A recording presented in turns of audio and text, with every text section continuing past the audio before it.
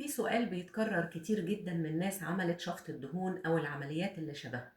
هو إن ليه بعد العملية بفترة النتيجة بتختفي أو الجسم بيرجع يملى تاني؟ هل العملية فشلت ولا في خطوة مهمة الناس بتغفل عنها؟ الحقيقة إن في معظم الحالات العملية بتكون ناجحة فعلا، لكن المشكلة بتكون في مرحلة مهمة بعد العملية وهي مرحلة الاستشفاء. بعد شفط الدهون الجسم فعلا بيتشال منه الدهون والوزن بيقل، وده بيكون واضح جدا على الميزان وفي شكل الجسم.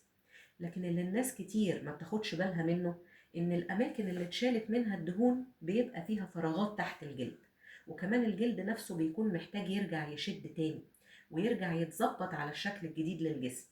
ولو المرحلة دي ما تعاملناش معاها صح ممكن يحصل شوية مشاكل زي ايه؟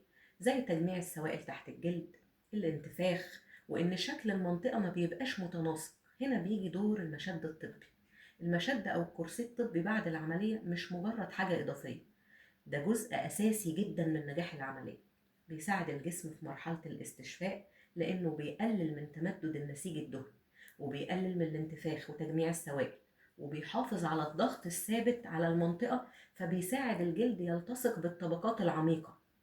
وكمان ليه تأثير مهم جدا بشكل غير مباشر زي ايه؟ زي تقليل المساحة المتاحة للتمدد بتاعة الدهون، تحسين شكل المنطقة ومنع الترهل، وكمان بيخلي الشخص واعي أكتر بجسمه ونظامه، يعني ياكل أقل، يفهم جسمه محتاج ايه أكتر. النقطة الطبية المهمة كمان بعد شفط الدهون بيحصل حاجة اسمها فراغات تحت الجلد أو ما يسمى بالديد سبيس، يعني الفراغات الميتة. والفراغات دي ممكن يحصل فيها تجمع سوائل أو عدم انتظام في شكل الجلد. المشد الطبي هنا بيقوم بدور مهم جدا، بيضغط الفراغات دي وبيقلل تجمع السوائل وبيثبت الجلد على العضلات، وبيحسن نعومة الشكل النهائي للجسم ويقلل التكتلات. علشان كده اختيار مشد مناسب بعد العملية مش رفاهية، دي خطوة أساسية علشان تحافظي على نتيجة العملية.